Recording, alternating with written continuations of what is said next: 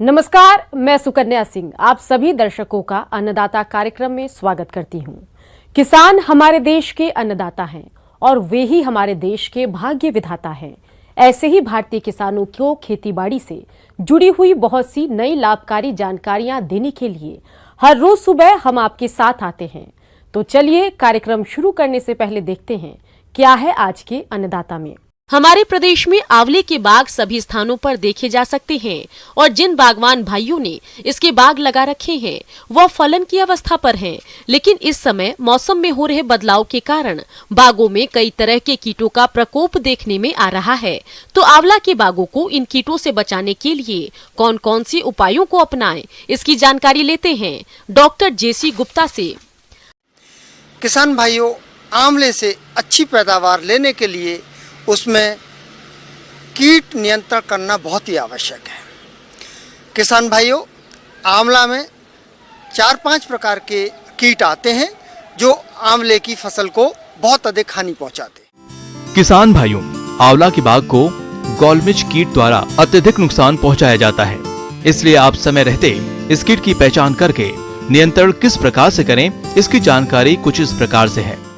अभी बरसात का मौसम चल रहा है और इस मौसम में आंवले की जो शाखाएं हैं, शाखाओं के आखिरी सिरे पे आपने देखा होगा कि इसमें गोल गोल छोटी छोटी गांठ जैसी आकृति बन जाती हैं, जिसे हम तना पिट्टिका कहते हैं।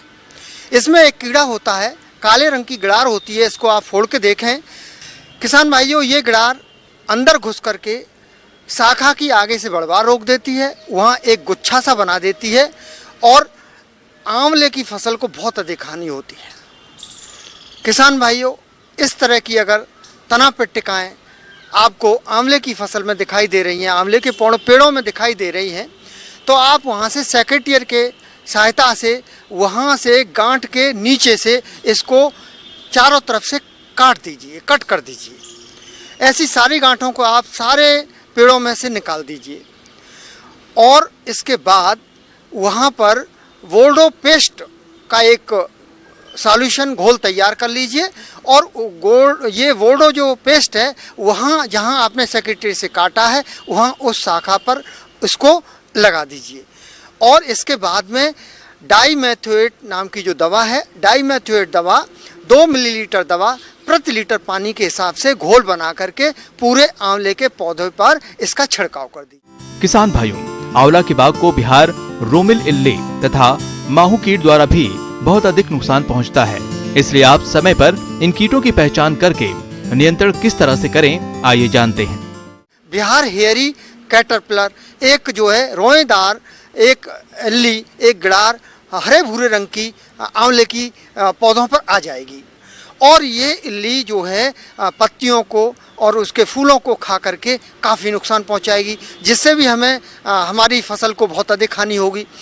डाइमेथोएट नाम की जो दवा है, डाइमेथोएट दवा 2 मिलीलीटर दवा प्रति लीटर पानी के हिसाब से घोल बना करके पूरे आंवले के पौधे पर इसका छिड़काव कर दीजिए। तो ये दवा के छिड़काव से इस कीट का नियंत्रण भी आसानी से हो जाएगा। जैसे कि उसमें अभी एफिड, जिसे माहू कहते हैं, उसका प्रकोप हो जाएगा। काले रंग के भूरे भूरे रंग के जो है माहू के छोटे छोटे जो निम्फ हैं, कीट हैं, इस टहनियों पर और आगे के जो कोमल भाग है वहाँ जो है बैठना शुरू करेंगे और उसका रस पीना शुरू करेंगे और हमारी जो शाखाएं हैं, पत्तियां हैं, उनको बहुत ज़्यादा नुकसान पहुंचाएंगे। डाइमेथोएट दवा 2 मिलीलीटर दवा प्रति लीटर पानी के हिसाब से घोल बना करके आंवले के पौधे पर इसका छिड़काव कर दीजिए। तो किसान भाइयों, ये जो दवा है डाइमेथोएट, ये हमारे तीनों प्रकार के जो कीट हैं उनको जो है नियंत्रित करेगी और जो है उनको नियंत्रण करके इन कीटों से हमारी जो आंवले की फसल है, जो पौधे हैं, उनको बचाएगी और हमें अधिक से अधिक उपज प्राप्त। ब्रेक के बाद आप सभी दर्शकों का अन्नदाता में स्वागत है। चलिए अब रुक करते हैं अगली कड़ी की ओर। प्याज की फसल से अधिक उत्पादन लेने के लिए इस समय फसल की देखरेख करना जरूरी है, क्योंकि प्रदेश में कहीं कम कहीं अधिक बरसात हो रही है, जिससे जल भराव, खरपतवार और कीट रोगों की समस्या देखने में आ रही है। तो इन्हीं सब समस्याओं से कैसे बचाएं आप अपनी फसल को, आइए जानते हैं एक विषय विशेषज्ञ प्रवीण बर्डे से।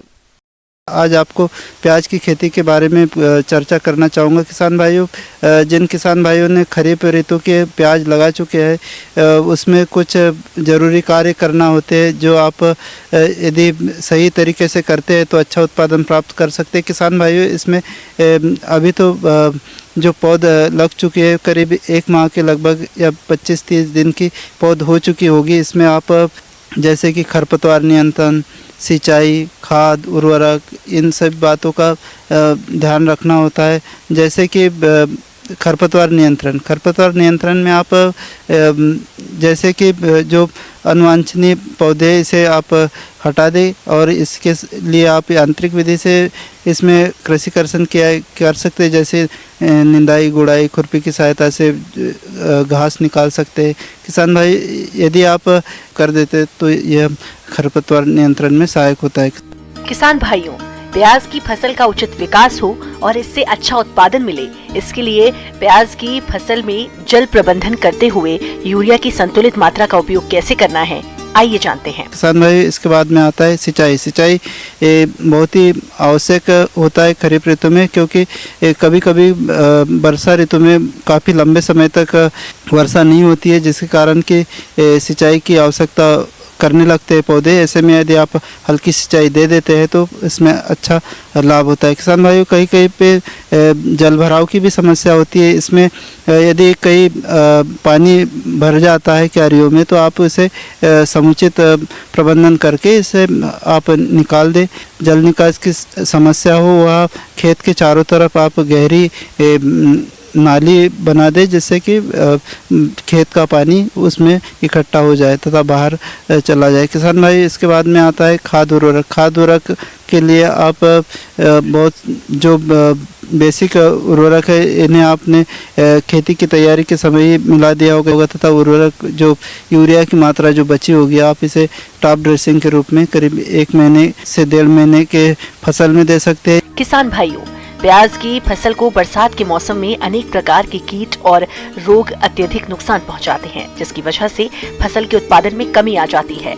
तो आप किस तरह से करें इनका नियंत्रण, आइए जान लेते हैं। इसके बाद में किसान भाइयों, जो मुख्य समस्या इसमें आती है प्याज में, वो है कीट और बीमारियों में आप सबसे मेन नुकसान पहुंचाने वाला कीट है थ्रिप्स, जो कि बहुत ही छोटे कलर का होता है तथा यह पत्तियों का रस चूसता है। किसान भाइयों, यह काफ़ी नुकसान पहुंचाता है। इसके नियंत्रण के लिए आप इमिडाक्लोप्रिड 0.3 से 0.5 मिलीग्राम प्रति लीटर के हिसाब से इसका स्प्रे करें। तथा किसान भाइयों, प्याज में कोई भी दवा छिड़काव करते समय आप इस बात का ध्यान रखें कि इसमें ऐसा कुछ चिपकाने वाला पदार्थ मिला दे जिससे कि पत्तियों पे यह लंबे समय तक रहे, क्योंकि प्याज की पत्ती काफ़ी चिकनी होती है तथा दवा उस पर काफ़ी आसानी से चिपकती नहीं है तथा उसका असर कम होता है, तो दवा का रिजल्ट भी अच्छा नहीं मिल पाते। इसके बाद में तेला कीट भी काफ़ी नुकसान पहुंचाता है। इसके कारण पत्तियों पर छोटे छोटे छिद्र बन जाते हैं, यह नुकसान पहुंचाता है। किसान भाई, इसके लिए प्रोफेनोफास 400 मिलीग्राम प्रति एकड़ के हिसाब से आप छिड़काव कर सकते हैं। किसान भाई, इसके बाद आता है रोग सबसे खतरनाक रोग इसमें आता है बैगनी धब्बे के कारण पत्तियों पर पीले कलर के धब्बे बनने लगते हैं। पहले यह बैगनी रंग के होते हैं, बाद में यह धीरे धीरे पीले पड़ के पत्तियों को सुखा देते हैं। किसान भाई, इसके लिए आप हेक्सागोनाजोल दवा को 200 से 250 मिलीलीटर प्रति एकड़ के हिसाब से इस्तेमाल कर सकते हैं तथा इसके बाद में आप दूसरा छिड़काव करीब 15 दिन के अंतराल पे कर सकते हैं। किसान भाई, इसके बाद में आता है सड़न में जो प्याज का जहाँ से कंद बनता है वहाँ से प्याज सड़ने लगता है तथा यह भूमि पर लेट जाता है। इसके बाद में इसके नियंत्रण के लिए आप मेटालेक्सिल या मैनकोजेब दवा 2 ग्राम प्रति लीटर पानी के हिसाब से छिड़काव कर सकते हैं।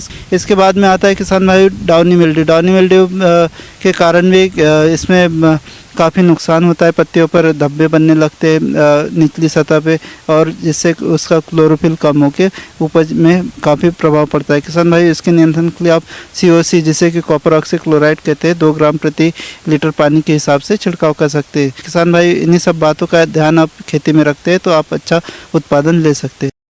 1966 के दशक में हरित क्रांति के माध्यम से किसानों को उन्नत बीज और रासायनिक खाद उपलब्ध कराई गई। फिर देखते ही देखते हरित क्रांति ने खाद्यान्न उत्पादन के मामले में देश को धनो धान्य से धनी बना दिया। लेकिन आज अधिक मात्रा में रसायनों के प्रयोग करने से मृदा खराब हो रही है, और यदि ऐसा ही चलता रहा तो वो दिन दूर नहीं जब समूची भूमि बंजर हो जाएगी। इसलिए आज जैविक खेती को बढ़ावा देने की बात कृषि वैज्ञानिक कर रहे हैं। तो चलिए जैविक खेती की तकनीक और इसके लाभों के बारे में जानते हैं। विगत कई वर्षों से जैविक खेती के प्रति लोगों की उत्सुकता भी बढ़ी है और किसान भाई जैविक खेती करना चाहते हैं। तो किसान भाई कुछ महत्वपूर्ण बातों पर ध्यान रख करके जैविक खेती कर सकते हैं। जैविक खेती के लिए जो मुख्य बात होती है, इसकी जो परिभाषा है उसमें यह कह सकते हैं कि जैविक खेती फसल उत्पादन की वह पद्धति है जिसमें हम रासायनिक खादों, रासायनिक दवाओं, उर्वरक या जो दवाएं हैं उसका प्रयोग नहीं कर जो पोषण प्रबंधन के लिए जैविक खाद, जीवाणु खाद, हरी खाद वगैरह का प्रयोग करते हैं तथा जो कीड़े बीमारी है उसका नियंत्रण करने के लिए जैविक दवाओं का इस्तेमाल करते हैं। जैविक खाद के प्रमुख स्रोत। कार्बनिक जैविक खाद स्थानीय स्तर पर उपलब्ध पौधों व जानवरों के मल मूत्र व अवशेष से तैयार किया जाता है। इनमें मुख्य रूप से गोबर की सड़ी हुई कंपोस्ट, केचुए की खाद, नैडब कंपोस्ट, हरी खाद, विभिन्न प्रकार की जालियां, जैव उर्वरक, चीनी मिल से निकली प्रेस मड, सीवेज से निकला उपचारित स्लज, गलीचा बुनाई के बाद बचा कतरन, बायोडायनेमिक उत्पाद, ऋषि खेती, अग्निहोत्र इत्यादि हैं। इनके साथ साथ इनके निर्माण की स्थानीय स्तर पर जानकारी भी आवश्यक रूप से होनी चाहिए ताकि कंपनियों द्वारा उत्पादित रासायनिक खाद उर्वरकों पर निर्भरता समाप्त हो सके। फिर इसमें हम लोग कुछ जो कम इनपुट का विकल्प है उसको चुन सकते हैं और इसके लिए हमें हरी खाद है उसका प्रयोग करना चाहिए। उसके बाद हमें जो कुछ और पोषण प्रबंधन के लिए बात जिसमें हमको ध्यान देने की जरूरत है उसमें जो जैविक खादों हैं उसका प्रयोग करें। जैविक खाद के साथ जीवाणु खाद का प्रयोग करें। जीवाणु खाद में जो दलहनी फसलों में राइजोबियम का प्रयोग किया जाता है। उसके बाद जो अन्य फसल है उसमें एजोटोबैक्टर का, PSB का प्रयोग करते हैं। जहाँ तक हो सके कीट व्याधियों का भौतिक रूप से नियंत्रण करें। कहने का तात्पर्य जिन पत्तियों पर रोग या कीट का आक्रमण दिखे उन्हें पौधों से तोड़कर जला दिया जाए, मिट्टी में गाड़ दिया जाए। उदाहरण स्वरूप बैगन का तना व फल छेदक कीट, गोभी का पत्ता खाने वाले कीट के झुंड जो पत्तियों पर दिखते हैं। सब्जियों के 2 खेत के भागों में बाड़ के रूप में ऊंची फसल जैसे ज्वार, बाजरा या मक्का की खेती करना ताकि कीट उछलकर दूसरे खेत में न जा सके। इसके अतिरिक्त जरूरत पड़ती है हमें कीटनाशी या रोग प्रबंधन के लिए। तो कीट प्रबंधन या रोग प्रबंधन के लिए हम की गहरी जुताई करें, गर्मी में जुताई करें, सही बीज का इस्तेमाल, शुद्ध बीज का इस्तेमाल करें, संतुलित उर्वरक का प्रयोग करें। उसके अतिरिक्त जो जैसे नीम आधारित खल्ली है या अंडी की खल्ली इत्यादि का प्रयोग करें जिससे कि हमारा मिट्टी में जो लगने वाले कीड़े हैं उसका कम से कम आक्रमण हो सके। उसके अतिरिक्त जो बायोपेस्टिसाइड है, नीम आधारित कीटनाशी है, उसका प्रयोग करें। फिर अभी हम लोग देख रहे हैं कि जो बायो एजेंट है उसका प्रयोग काफी बढ़ रहा है। तो बायो एजेंट में जो हम लोग जो ट्राइकोडर्मा का प्रयोग कर सकते हैं बीज उपचार के लिए। उसके अतिरिक्त जो ट्राइकोग्रामा है जो अंड परजीवी है उसका इस्तेमाल कर सकते हैं। और इस तरह से इन सब चीजों का प्रयोग करके जो आधुनिक जैविक खेती है उसको हम लोग कर सकते हैं। ब्रेक के बाद एक बार फिर से आप सभी दर्शकों का अन्नदाता कार्यक्रम में स्वागत है। बढ़ते हैं अगली प्रस्तुति की ओर। मौसम के अनुसार प्रबंधनों पर ही टिकी है आपकी खेतीबाड़ी, इसलिए मौसम पूर्वानुमान और उस पर आधारित साप्ताहिक कृषि सलाह इस प्रकार है। इंदिरा गांधी कृषि विश्वविद्यालय रायपुर के मौसम विभाग से प्राप्त मौसम पूर्वानुमान रिपोर्ट के आधार पर नारायणपुर, बस्तर, राजनांदगांव और इनके आसपास के जिलों के किसानों को सलाह दी जाती है कि इन क्षेत्रों में आगामी 4 दिनों तक मध्यम बादल छाए रहने की संभावना है। मध्यम वर्षा भी हो सकती है। ऐसे में इन क्षेत्रों के किसान कोरोना के गंभीर फैलाव को देखते हुए किसानों को सलाह है कि कृषि कार्यों के दौरान भारत सरकार द्वारा दिए जा रहे निर्देशों, व्यक्तिगत स्वच्छता, मास्क का उपयोग, साबुन से उचित अंतराल पर हाथ धोना और एक दूसरे से सामाजिक दूरी बनाए रखने पर विशेष ध्यान दें। धान की फसल में खैरा रोग के नियंत्रण हेतु जिंक सल्फेट 5 किलोग्राम और 2.5 किलोग्राम बुझा हुआ चूना 500 से 600 लीटर पानी में घोल बनाकर प्रति हेक्टेयर की दर से छिड़काव करें। किसान भाइयों को सलाह दी जाती है कि धान की फसल पर झुलसा रोग के लक्षण दिखाई देने पर सूडोमोनास 10 ग्राम प्रति लीटर पानी की दर से घोलकर छिड़काव करें।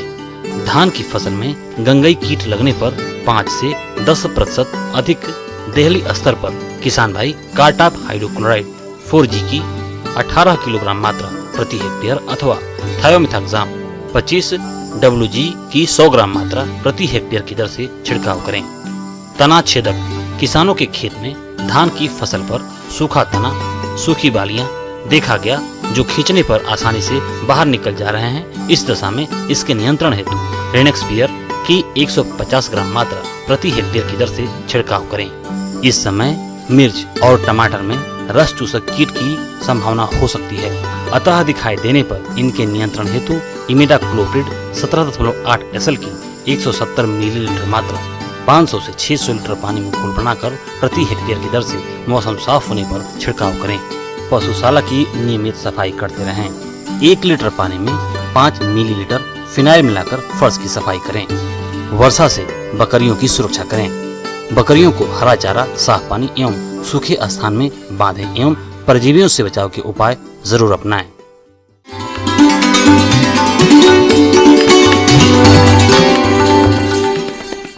अन्नदाता हेल्पलाइन निशुल्क फोन संपर्क सेवा के माध्यम से आपके द्वारा पूछे गए प्रश्नों में से 1 या 2 महत्वपूर्ण प्रश्न को हम अपने कार्यक्रम में शामिल करते हैं। इसी के तहत आज का चयनित प्रश्न और उसका जवाब इस प्रकार है।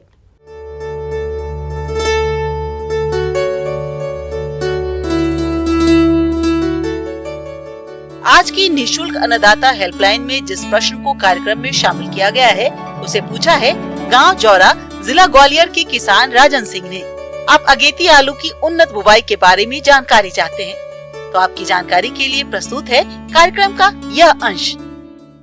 अगेती आलू की बुआई कैसे करा जाए, रुपाई कैसे किया जाए, इसके लिए आज हम किसान भाइयों को बतलाना चाहेंगे कि समय आ गया है अगेती आलू लगाने का और कुछ किसान लगाना शुरू कर दिए हैं।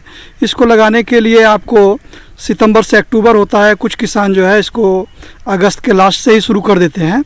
तो ये जो है आपका आलू जो है होता है बहुत अर्ली लगता है। भारत में आलू का उत्पादन मुख्यतः सब्जी के लिए किया जाता है। यहाँ कुल उत्पादन का करीब 90% सब्जी के रूप में प्रयोग किया जाता है। इसके अतिरिक्त इससे अच्छे प्रकार का स्टार्च और अच्छा प्रोटीन भी मिलता है। तो हमारे जो किसान भाई अधिक वर्षा, बाढ़ या अन्य किसी कारण से खेतों में खरीफ फसलों की बुवाई नहीं कर पाए थे, वो वर्तमान समय में अगेती आलू की बुवाई करके अच्छी आय कमा सकते हैं। इसके साथ साथ आगे चलकर वो रबी फसलों की खेती भी कर सकते हैं। अगेती आलू की बुवाई का उपयुक्त समय 15 सितंबर से 10 अक्टूबर है। इसकी खेती के लिए अच्छे जल निकास वाली दोमट तथा बलुई दोमट मिट्टियां जिसमें जैविक पदार्थ अधिकांश मात्रा में हो उपयुक्त होती है। खेत की तैयारी के समय 1 जुताई मिट्टी पलटने वाले हल से और 2 जुताइयां देसी हल या कल्टीवेटर से करके पाटा लगाकर खेत को भुरभुरा और समतल कर लेना चाहिए। और इसके लिए गोबर की सड़ी हुई खाद आपको कोशिश करना है लगभग 100 कुंतल गोबर की खाद प्राप्त करें। और उर्वरक के लिए इसमें 120 किलोग्राम नाइट्रोजन, 100 किलोग्राम फास्फोरस और 90 किलोग्राम पोटास, इसको अगर हम देना चाहें तो डीएपी के रूप में 220 किलोग्राम और ये यूरिया के रूप में आपको लगभग शुरू में आप 45 किलोग्राम और मिट्टी चढ़ाते समय 133 किलोग्राम और एमओपी जो है 152 किलोग्राम, तो ये देना होता है। अगर एकड़ की दृष्टि से देखें तो डीएपी 88 किलो और यूरिया शुरू में 18 किलो और बाद में आप जो है लगभग 53 किलोग्राम दें। और ये एमओपी जो है 60 से 61 किलोग्राम के आसपास देने की कृपा करें। इनमें अल्टीमस या 2236 लगता है और अन्य क्षेत्रों में कुफरी अशोका और कुफरी पुरखाज को लगाया जाता है, जो लगभग 80 से लेकर के 90 दिन में तैयार हो जाता है और यह आलू आपको मार्केट में अच्छा रेट मिल जाता है। तो इसलिए आप सभी किसान भाइयों से अनुरोध है कि आप जो है अच्छी वैरायटी जैसे अल्टीमस 2236 या कुफरी अशोका और कुफरी पुखराज को लगाएं।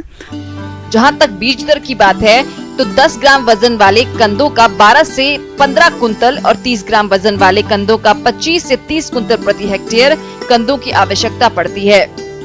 किसान भाइयों कंदों को हमेशा किसी प्रमाणित संस्था से ही खरीदे। तो आलू अच्छी से अच्छी वैरायटी होनी चाहिए और आपके पास उसका उपचार किया हुआ होना चाहिए। आलू को कटे हुए न लगाएं। अभी आलू जो है छोटे छोटे साइज लगभग 20 ग्राम से लेकर के 25 ग्राम 30 ग्राम के साइज के लगाएंगे। जितना ग्राम का साइज होगा उतना कुंतल आलू का बीज लगेगा और इसको ये आप फंगीसाइड से उपचारित कर लें या बीज संजीवनी से भी उपचारित कर सकते हैं।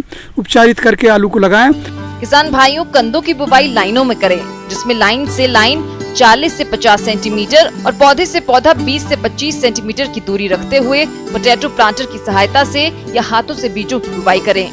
लगाते समय विशेष ध्यान रखें कि अगर उसमें ये अम्लीयता की मात्रा अधिक हो तो पर डिसमिल आप लगभग 1 किलोग्राम मतलब 1 एकड़ में 100 किलोग्राम बोने के लगभग 10 से 15 दिन पहले चूना का प्रयोग करें, व्यवहार करें, जिससे वहाँ की अम्लीयता कम हो जाए और मिट्टी भुरभुरी हो और पानी का निकास बहुत अच्छा होना चाहिए। इस दृष्टि से आपका आलू अच्छा लाभ प्राप्त करेगा। किसान भाइयों, अन्नदाता आपकी सेवा के लिए संकल्परत है। कृषि संबंधित समस्या और सुझावों के लिए आप हमें इस पते पर संपर्क कर सकते हैं। प्रोड्यूसर अन्नदाता, news 18 Madhya Pradesh Chhattisgarh, Ramoji film city Hyderabad 501512। साथ ही आप हमें ईमेल भी कर सकते हैं। हमारा ईमेल है p18annadatamp@nw18.com। इसके अतिरिक्त आप हमें निशुल्क हेल्पलाइन नंबर 18004192 पर सोमवार से शनिवार सुबह 10 से शाम 4 बजे के बीच संपर्क कर सकते हैं। किसान भाइयों, अब समय हो रहा है आपसे विदा लेने का, तो हमारी अन्नदाता टीम को दीजिए इजाजत।